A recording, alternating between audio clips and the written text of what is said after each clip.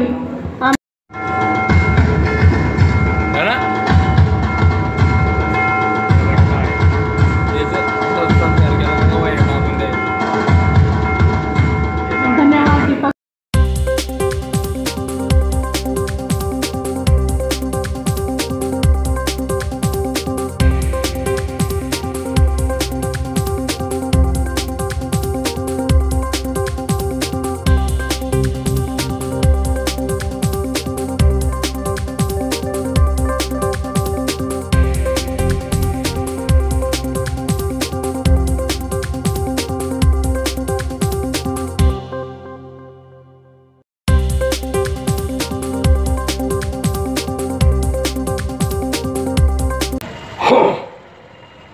पायडलपट्टी साहेब, जेवायला तुम्हाला आमच्या शहराच्या खेकड्याच्या टोपलीवर झाकळी ठेवावं लागत नाही, बघायचे पाय ओढत असतात। तसं हे खेकड्यांचं शहर आहे। कुठलंही चांगलं काम सुरू करायचं म्हटलं की काही लोकांच्या पोटात गोळा होतो। आपण ज्या ठिकाणी बसलो आहोत, हा जो रस्ता पाहता तुम्ही, रस्त्याच्या दोन्ही बाजूला ती दाट झाडी पाहता। तुम्हाला सांगा की आतापर्यंत तुम्ही इतक्या शहरांमध्ये जाऊन आहात, आता जर तुम्हाला दुसरीकडे कुठे दृश्य दिसलं असेल तर मी आज आमदार। त्यानंतर झाडांची एक रांगची रांग, आणि आमच्या गावामध्ये जॉगिंग करायचंय, त्यांना इकडून 5.5 किलोमीटर आणि तिकडून 5.5 किलोमीटर करत बसायचं जॉगिंग। त्यासाठी मी 10 फुटाचा रस्ता सोडलाय, 10 फूट। मग फुटपाथ आहे, सॉरी मग लाईट आहे, म्हणजे 70 फुटाचा रस्ता आहे,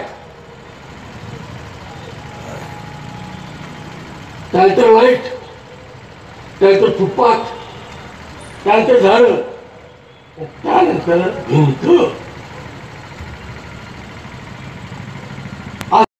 आणि थोडा उशीर पण झाला, एक महत्त्वाची मीटिंग होती त्यामुळे त्याबद्दल दिलगीर आहे।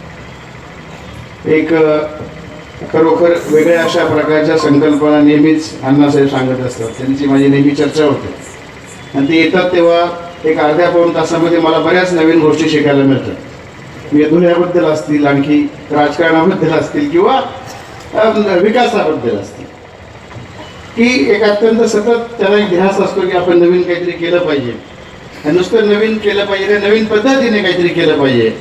आणि म्हणून मला खरोखर ते जेव्हा जेव्हा भेटतात तेव्हा काहीतरी नवीन गोष्ट मला मिळत असते। हा जो आपण जे काम करत आहात याचा खरं म्हणजे सगळ्यात जास्त फायदा पूर्ण होणार असेल तर मला होणार आहे। त्याचं कारण तुम्हाला सांगतो, मी दररोज सकाळी आणि रात्री इथे सायकल फिरवतो आणि माझी सवय अशी की मी त्या बंगल्याच्या आवारात सायकल फिरवतो, तर साहेब मी गावामध्ये फिरतो। मग मी कुठे 80 फूट रोडवर असतो, काही काही मंडळी मला पाहतात, मी कधी 40ला रोडला असतो, मी इथून सकाळी आज मी इथून गेलो आणि याच्यामध्ये माझ्या लक्षात आलं की मला इथं सरळ यायचं असतं, असं इकडं जायला लागतं वरती, कारण इथं रस्ता आडलेला आहे, परत असं उलटं यायला लागतं। तर तुमच्या याच्यामुळे मला सरळ आता येता येईल, हा सगळ्यात मोठा फायदा आहे। सायकलवरून मी बंगल्यातून निघालो तर चौपाटीवरती सरळ येऊ शकतो। आणि खरोखर म्हणजे ह्या एक विनोदाचा भाग जरी यातला सोडला तरी सुद्धा अशा अनेक गोष्टी शहरामध्ये होऊ शकतात जर आपण मनावर घेतलं तर। आणि मला स्वतःला आनंद वाटतो की या गोष्टींमध्ये आमचा सुद्धा काहीतरी सहभाग आहे। बऱ्याचदा असं होतं की कुणी काही करणंच मागत नाही, म्हणजे आमची करायची खूप इच्छा असते, यांची असते, शासनामधल्या अधिकाऱ्यांची असते, परंतु नवीन नवीन संकल्पना किंवा नवीन योजना अशा काही नसतात। आणि म्हणून खरोखर मी आपल्याला धन्यवाद देऊ इच्छितो। आपल्या डोक्यामध्ये अनेक गोष्टी आहेत, त्या आपण आता सांगितलं, त्याचं मी रिपिटेशन करत नाही, परंतु या सगळ्या गोष्टी खरं म्हणजे प्रत्यक्षामध्ये आल्या तर तुम्ही म्हणता त्याप्रमाणे धुळे शहर हे एक या महाराष्ट्रामधलं नव्हे तर देशामधलं ज्याला एकमेव द्वितीय म्हणतो असं शहर होणार आहे, याच्याबद्दल मला खात्री आहे। कारण अनेक गोष्टी अशा आहेत की ज्या माझ्याही काही डोक्यामध्ये नव्हत्या की असं गावामध्ये होऊ शकतं. आणि यासाठी आमच्याकडून जे काय लागेल ते करायची आमची नेहमीच तयारी असते. मी तर म्हणतो की आपण सांगा, आपण सगळे मिळून ते करूया. आणि ते फार महत्त्वाचं आहे. आपण एक शेर ऐकवला, मला मजरू सुलतानपुरींचा एक फार सुंदर शेर आहे की एखादा नेत्यावर माणसं कशी येतात, तर ते असं म्हणतात की मैं अकेला ही चला था जानिबे मंजिल मगर. मंजिल म्हणजे उद्दिष्ट.